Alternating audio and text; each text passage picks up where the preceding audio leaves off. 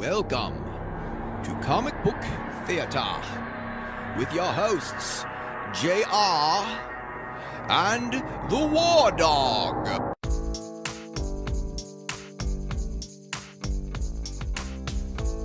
What is up? This is the War Dog. Welcome to Comic Book Theater with my main man, JR. Today we are talking to a creator, Tony Miello. He is the ringleader of a book called Odd Tales from the Curio Shop. Currently, it's a Kickstarter, and if you go to Kickstarter.com and you type in the search Odd Tales from the Curio Shop, you can find this book and a lot of awesome information about this book. You can also go on there and pledge to this Kickstarter. In a Kickstarter, what normally happens is there's a goal amount, and you can go on and you pledge. If the project reaches its goal, then you're charged, but you're only charged if the project reaches its goal. Right now, this project is about 80% funded. It's running right now, and I think it goes until Sunday. Am I correct, Tony? That's correct, yeah. It's scheduled to end 8 p.m. Sunday the 10th. Very cool, very cool. When I went on to Kickstarter.com to go check this out, I noticed that there's a lot of really cool artists and writers that are contributing to this book. Can you tell us a little bit about some of the people that are working on this book with you? Yeah, we have a lot of really talented guys, some of the biggest names in independent comics right now. Guys like Dirk Manning, Dan Doherty, Jay Jaycott, Bill Mouse, Mikey Babinski, who I think you guys know, Casey Pierce, Bill Pukowski, Bruce Gerlach.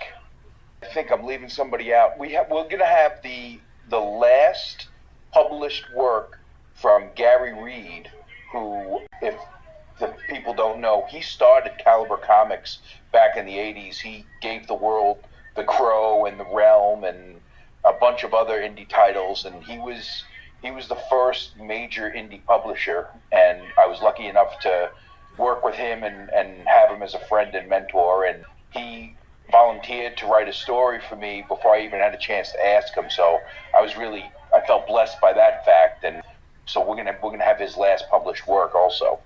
But the real exciting thing is a good friend of mine, Brian O'Halloran, Dante from Clerks, has lent his likeness to the project, and he'll be playing the shopkeeper, who is the main character that ties all the stories in the anthology together.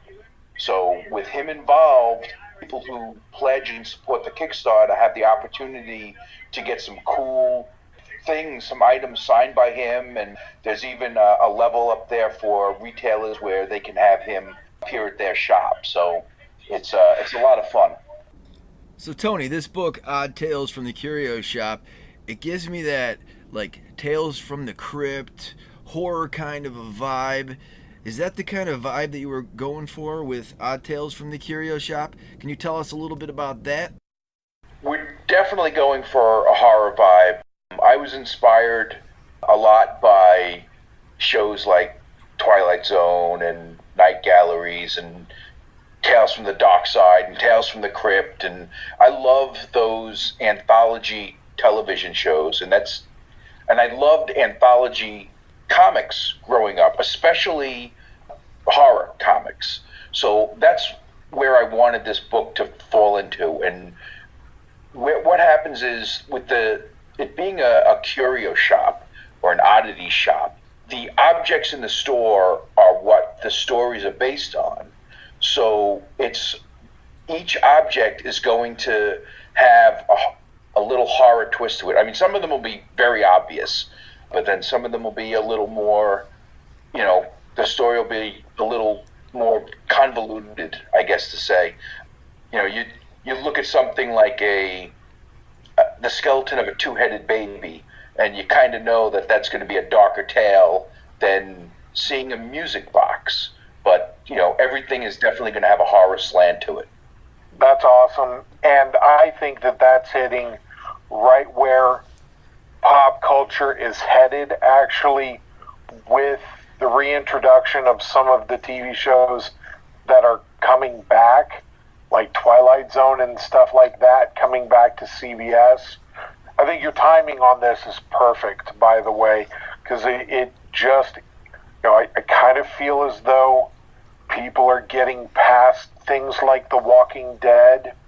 Not trying to offend anybody who's a fan of The Walking Dead TV show or The Walking Dead comic book, but I kind of feel as though people might be getting to the point, critical mass with them. You know what I mean? And so, yeah, this is definitely right where I think they're headed. Now, also, one of the great things that I like about Kickstarter is you set your goal, and then once you get past your goal, you actually have the ability to add value to people's pledges, which is, to me, is one of the great things. Anytime you can add value to something like that, it's like the icing on the cake. Do you mind talking to us a little bit about your first stretch goal that you've announced there on the Kickstarter as well? Yeah, our first stretch goal will have a Kickstarter exclusive cover by Goosebumps artist Tim Jacobus. I met Tim a couple of years ago at a convention in Kentucky, I think, and we were guests at the convention, and we were tabled next to each other, and we spent the whole weekend just BSing with each other and getting to know each other, and then wound up speaking online and all that, and we became pretty good friends. And when I approached him with this, he loved the idea. He would really like to contribute, and I would love to be able to provide a cover by him. I think when I was younger, I had some Goosebump books, although I was a little older than the age range when they were first coming out. But then, I introduced my son to them, so it's just something that I think is when you're a horror fan starting out and being exposed to artwork like that at an early age, and then being able to have the opportunity to work with the guy that created the artwork that inspired you, that's awesome. You can't ask for more than that. That's living the dream right there, is being able to work with, like you say, somebody who influenced you. That's amazing. Now, one of the things that intrigues me a little bit as well, and this is the lowest pledge that you can make and still have physically something given to you, as well as, I'm trying to think here, it looks like, does that also include does a creepy swag bag, does that include a PDF of the book itself? Yes, the creepy swag bag includes a PDF of the book, and then you'll get things like stickers and trading cards, bumpers, bookmarks. Right on. We haven't finalized all the stuff in that because, to be honest, I've been concentrating on finishing up a lot of the artwork. I'm doing two of the stories, all the bridge page artwork, and I'm also doing another piece of artwork that'll be used for a cover and for a special incentive. So I haven't finished designing all the swag bag stuff, but we have it planned. We have a couple of stickers, bookmarks, some trading cards, and we might throw in some extra stuff there as well. Right on. And like you say, I'm really using that as an example of, for that little amount, you get something physically in your hands, which is, for all intents and purposes, a digital comic book achieves the same thing as a physical copy does. But a lot of us are collectors. We were talking in our last podcast with Dane Ellenson, who went to Fiend Fest this last weekend, and we were talking to him about it, and there's just something about having a physical copy of a book. And again, I get that that's not the physical copy, the $10 pledge, but that gives you something physical in your hand. And I know a lot of the guys, like the Vested Villains, that run around the corner and like showing off their books, they like to have those kind of things, pins and patches and those kind of things for their battle vests. The pledge for $20, that gets you the book, which is like I say, that seems like that is for an anthology book. That way, 6 stories in it. That's a steal of a deal, in my opinion. So, real quick too, you're doing this through your label, Rocket Ink Studios. Correct. And so kind of give us a little bit of insight on what caused you to want to form Rocket Ink Studios. Well, me and my buddy Bill Pekowski started the studio more because we just wanted an outlet to be able to publish books that we like. And it's not just comic books. It's all sorts of things. The first book we published was called Portraits of Poe, and it was myself and Bill and another friend of ours named Bruce Gerlach, who's also working on the Odd Tales book. We each picked 3 of our favorite Edgar Allan Poe stories, and we all did new original artwork to accompany each story. And we reprinted the stories with the art, but then we had, I think it was like 15 of our friends all do a portrait of him. So the book had all these different portraits of Edgar Allan Poe in different styles, throughout it, which made it a very unique collection at that point. So, we have other ones planned in that series. We're going to be doing some other famous authors, but it was, and that was our kickoff project. So we just, we didn't want to just do comics because, we had all been hired to do comics for other people, and we love comics. I love comic books the way a fat kid loves cake. But I wanted to be able to publish just vanity projects. And so we did a trading card series, Matt Bush's Hollywood is Dead. We published a series of his trading cards based on his reimagined movie posters. He had a series of movie posters where he took movies from pop culture and reimagined all of them as zombie films. And so we did a trading card series on some of those.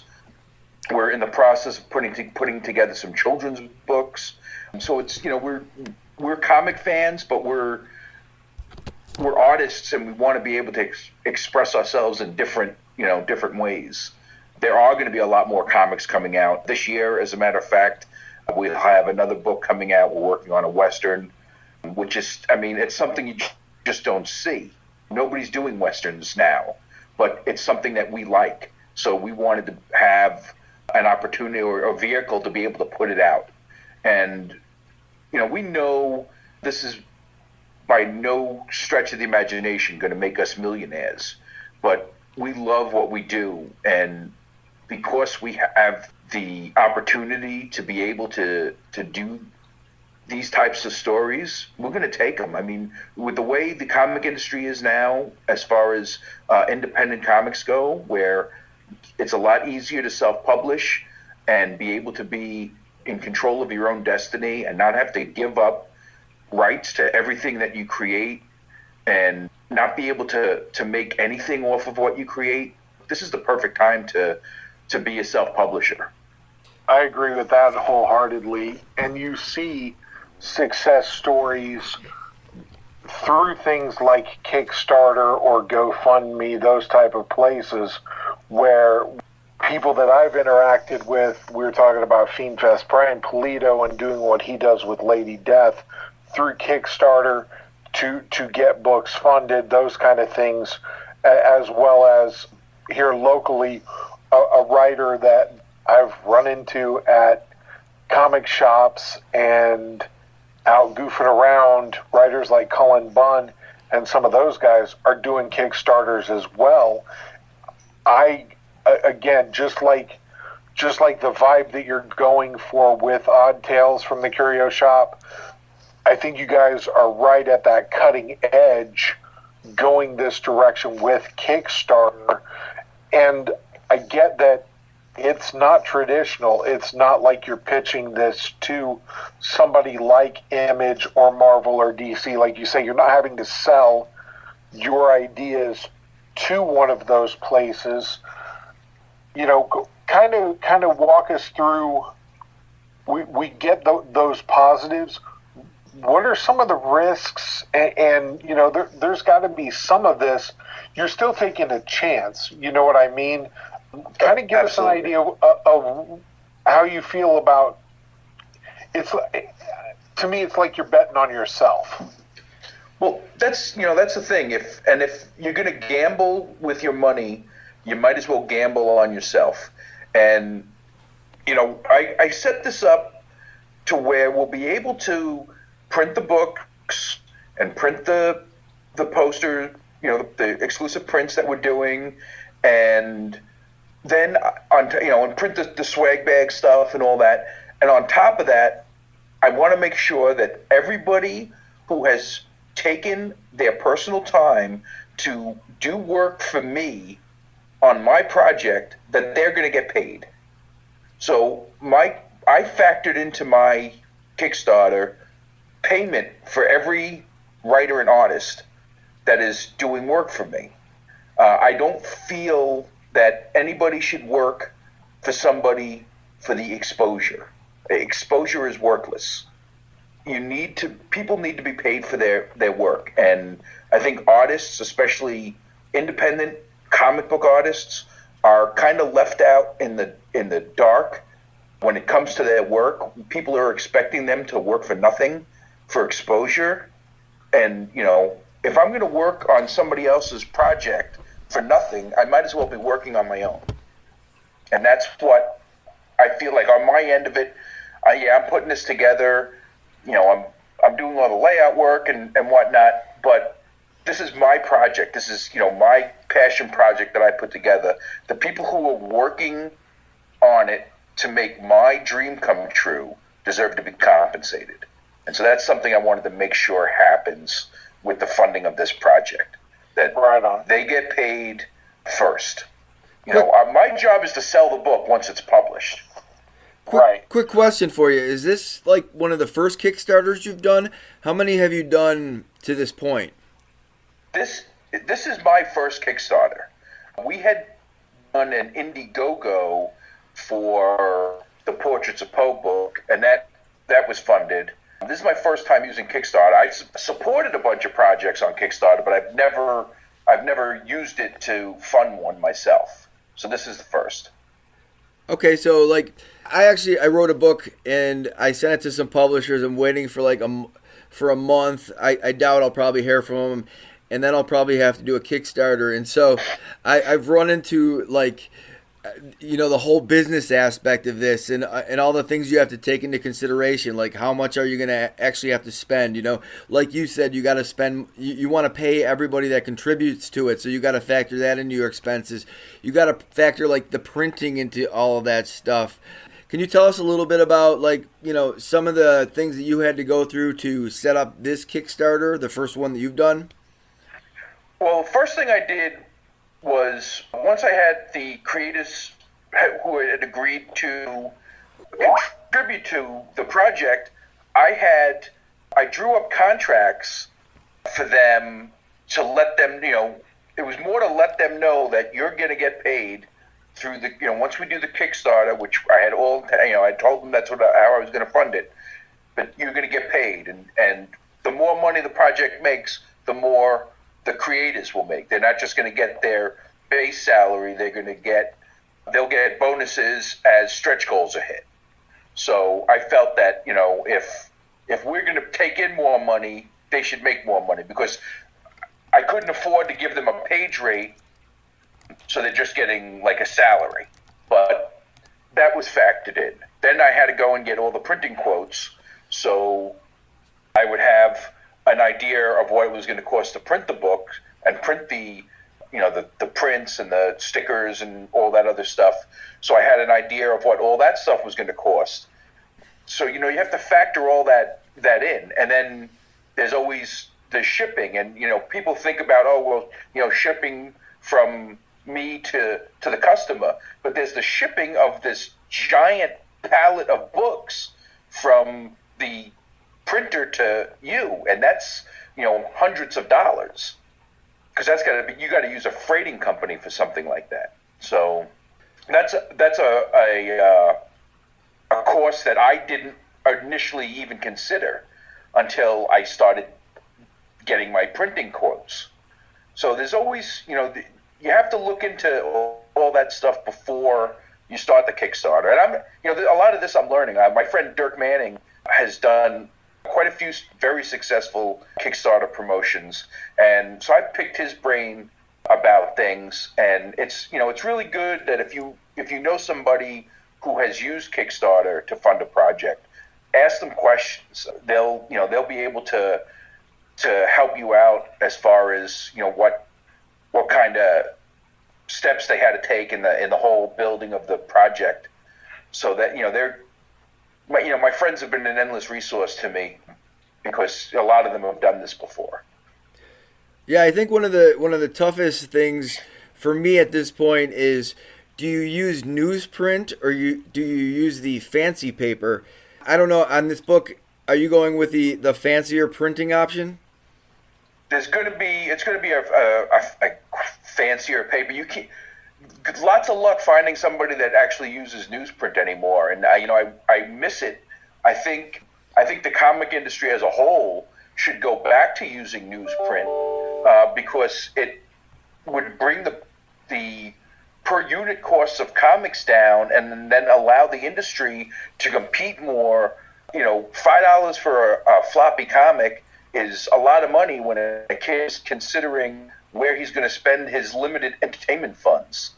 So, is he going to rent a new video game, or is he going to buy a comic book? He can play a video game for days. Oh, yeah. Read a comic book in 20 minutes. That's a really good point. When I was looking, because I was evaluating this as well, and I was looking at the printing costs. The newsprint option, Alterna has the newsprint option. If you go to their page, I don't want to ask too much. John, do you have anything else that you want to ask Tony? Yeah, man. Well, one thing that you were talking about, and this is really kind of a comment that will lead into a question. You were talking about figuring in all of these costs, and that is, it seems to me, living with a daughter who is artistically inclined, it seems to me that it's harder for her to get into things like meeting deadlines and those kind of things. Is that something, is the business aspect something that you've struggled with, or is it something that really just kind of came naturally and the art was something more that you had to work with? Which one of those was the harder thing to get with on something like opening your own studio? For me, it's, I hit deadlines because if I want to be professional, I have to. If I want people to continue to hire me, I have to be a professional about how I handle things, and I have to hit my deadlines. I try to be a businessman when conducting the business end, and I try to be an artist when I'm, on the artist end. It's a very fine line sometimes, but at the end of the day, it comes down to being professional, and you have to be professional at all turns. If you want people to consider you for jobs, if you want people to work with you, if you want to be thought of in a positive light when people are talking about your work, you have to always be professional. And that's, being a good businessman and being a good artist, it all comes hand in hand. I mean, now my art style might not be to some people's liking all the time, but I go about things in a very professional manner, and I feel anyway. And so I try not to disappoint anybody with things that are expected of me aside from stylistically.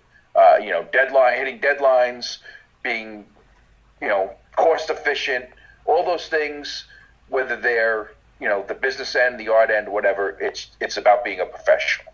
Right on. And really, I guess probably that might be one of those stereotypes, I guess, that I fell into just then, really, of stereotyping artists that way.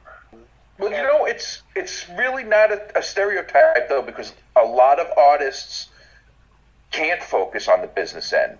I know a few people that have business managers because they just don't have a head for it. They let somebody else deal with it. So there are people who just can't do it. And I'll tell you right now, that's something too that I think a lot of folks in general have issues with, of realizing where their downfalls are and then putting people in their life that assist them with those downfalls. So that is those folks who recognize it. I give them credit, because not everybody is willing to admit where those downfalls are. And I mean, even to the point where, if you look at some of I can't remember if it was YouTube or if it was AMC running the story about Image comic books, and how that all the guys started Image, and then they started where it was almost immediately where guys weren't hitting deadlines and they weren't releasing books monthly the way they were supposed to. They were having to bump them out and stuff like that, and causing their business partners to kind of question their professionality. That's probably not a word, actually, now that I think professionalism. Of it. but you know what I mean. So it's I think it's on all levels there, where people may have those kind of issues, even if they are ridiculously successful, whether it be in art or writing a book or any of those kind of things. Sometimes folks, like you say, just don't have that acumen, and it's good to hear that there are people out there that realize that too. Yeah, and I think too, the people who do bring on a business manager or whatnot, it's part of them being professional and finding a way to handle that when they know that that's where they have a shortcoming. So, and I'm not perfect. I'm not saying I'm perfect by any stretch of the imagination. There are times when I'll be a little late on a deadline, but sometimes it's just because the workload. And when you're working freelance too, you can't turn away work because you don't know when you're going to get it again. There are times I'll have 4 or 5 jobs to do in 2 months, and then I'll go 4 or 5 months with no work. So you have to take the work as it comes, and then just manage it. Tony, can I ask? So, how did you get started in comics? I mean, what's your history with comics? Well, I've been drawing ever since I was a little kid. I saw Stan Lee on a children's program when I was 6 or 7, and I was like, I want to make comic books for a living. I started, I guess, professionally in the early 90s with a little independent company out of New York called Innovision Comics. I was an inker for them, and they were around for about 4 years or so. And then once I don't know if they folded or what, but I wasn't working for them anymore. I wound up moving out of New York, and I was working in construction, and I got injured, and I couldn't work anymore, so I went back to art, and I started doing a comic strip that I was posting online, and I was selling art on eBay, and I was getting a lot of commissions on eBay, mostly from people overseas, which I thought was odd, but that kind of got me back into the flow of doing larger scale comic pieces. And then I started doing conventions to promote my comic strip, and I started meeting more people and collaborating on projects, and then getting hired to do drawings for other things. And the internet was a wondrous thing when I discovered it. I got a lot of work from from the internet, from message boards, and I don't even know if they still use message boards anymore. But yeah, that's kind of how I fine-tuned my skills, was working on a lot of these independent projects, and then meeting people at conventions, and building a network of friends within the community who were all comic creators, and we would start working on projects together, and and now it's 25 years I've been working in independent comics. So, Are you also a collector? I am not as much as I used to be, just because of the cost. The comics were getting expensive. I didn't have the time to read them as much anymore. My son now is getting ready to go to college, so comics was something that had to be eliminated when we started setting aside money for college. But I probably have something in the neighborhood of, I don't know, 20 or 30,000 comic books in my basement. So yeah, I've been collecting for a long time. That is awesome. Yeah, I know a few guys that they send me messages when they reach like the 10,000 mark and stuff. I just got back into it, so I'm at about 2,000, but I'm enjoying it. But I understand what you're saying. I mean, keeping up with the Joneses can be quite expensive these days with all the variants and everything. It's not, when I was a kid, comics were 25 cents when I started collecting. 20 cents maybe. I don't know. I'm 50 years old now, so it was quite a while ago. But yeah, I used to set out to I tried to complete, a whole run of Spider-Man and a whole run of X-Men, and so I was buying lots of old comics back in the day. Now I usually just buy graphic novels, just because it's easier to have 6 floppy issues combined in one book, and when I do get to sit down and read, it's I guess a hardier read for me than just reading one issue. I completely understand. So we're approaching the 40-minute mark. We've got some really awesome information from you. Is there anything else, John, that you want to ask Tony before we wrap this one up? The one thing that I'm curious about, you say that you've been collecting for that long. Do you still have the first comic book that you picked up in your collection, or is that something that maybe you wore out as a kid and had to reacquire at a later date? Okay, well, what happened was, when I was a kid, my grandfather would take me to, it was this little greasy spoon 5 and dime type store, and they had a newspaper rack with like a whole section of comics, and I would go in there and he'd buy me whatever Spider-Man comics they had. I was a huge Spider-Man fan. Well, after a while, my parents got tired of my comics being all over the living room, and they encouraged me to make a scrapbook. So we cut the pictures out of the covers and we glued them into a scrapbook. So later on in my life, I went back and reacquired all those comics. So I had to buy. Do you remember the original run of Amazing Spider-Man with the Jackal? I think it was back in the 120s. Yeah, I am actually trying to put together Amazing Spider-Man myself now. You're right. It is in that 120s area, because that's when the Punisher was introduced. Right. So I think I had started collecting Spider-Man before that. There's a cover of Spider-Man and the Green Goblin. I think Spider-Man's got the Goblin in the headlock, and he's on his Goblin glider, and they're like in between 2 buildings. That was one of the first Spider-Man comics I got. I can't remember exactly what number it was. For some reason, I want to say like 113, but I'm not sure. But I could remember sitting with my dad, cutting Spider-Man and the Green Goblin out of that comic cover and gluing it into a scrapbook, and having to replace that comic cost me quite a bit of money.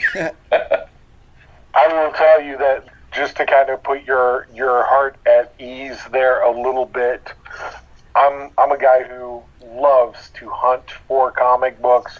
I love to go to wherever it is, whether it's a Craigslist ad or a flea market or whatever, to find comic books of any age, really. And one of my purchases that happened about 6 months ago was long boxes full of Bronze Age comic books, and in with those, the guy says, I don't know if this scrapbook is worth anything or not, but I'll throw it in with the others. And all of the Marvel value stamps were in it. Yeah. And there were extras. There were 2 extras. So there's and I understand that Shayna, the She-Devil, was the one from Hulk 181, and it might have been shared with 1 or 2 other books. But in my house right now, I still have them because I think it's interesting, and I'm not the one that possibly destroyed 3 Hulk 181s. But on the flip side, you're not alone at all. That is absolutely commonplace with those, early Bronze Age books of people cutting out Marvel value stamps, or cutting out a mail-in for.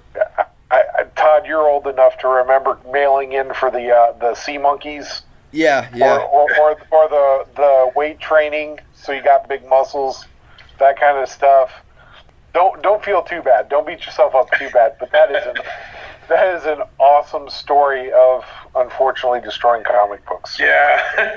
Yeah, and I still don't have huge muscles. I don't either, really. I mean, unless if you count my stomach as a muscle, maybe that's an organ. Never mind. Anyway, well, I'm trying to think here if there's anything else that is fresh in my mind. Let's one last time here, real quick, guys. Odd Tales from the Curio Shop, and go check that out over at Kickstarter.com. Again, we're almost at 80%, and it's over on Sunday evening. So don't wait. As soon as you hear this podcast, head over there, make your pledge, make sure this happens. Got to get to 100% funding. Let's make that happen, and let's get to that stretch goal too, because I'm looking at the promo picture here with the stretch goal for the Goosebump.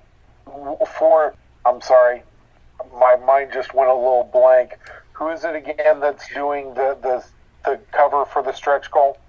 Goosebumps cover artist Tim Jacobus. Thank you. And so, the image that you see on Kickstarter, that was done by Matt Bush, who's probably one of the most noted Star Wars artists.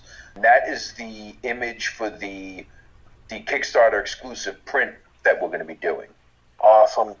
Yeah, and I really dig the way that Matt did that too, because that is, like you say, it gives that Vincent Price kind of feel. And if you're going for anthology horror, man, maybe 1 or 2 other names are in that same conversation with Vincent Price. So that's definitely saying something right there. So yeah, I think that's all I've got for this evening. War Dog, you good? Yeah, I really enjoyed this conversation. And if you're listening to this, Tony took time out to talk to just 2 regular guys about this comic book that he put together. And not only did he tell us about the comic book, he gave us a little insight on doing a Kickstarter, and he also gave us a little bit of a history lesson about himself. So please, a guy like this, you want to go out and support. So please, if you get an opportunity, check out this Kickstarter and support these guys. Support any Kickstarters that you can, because you're making people's dreams come true. And I'm going to Kickstarter right after this because this was such an awesome conversation. Tony, I'll be buying the book, so you should see it at least go up a little bit. after this Kickstarter. Thank you so much, man, for joining us.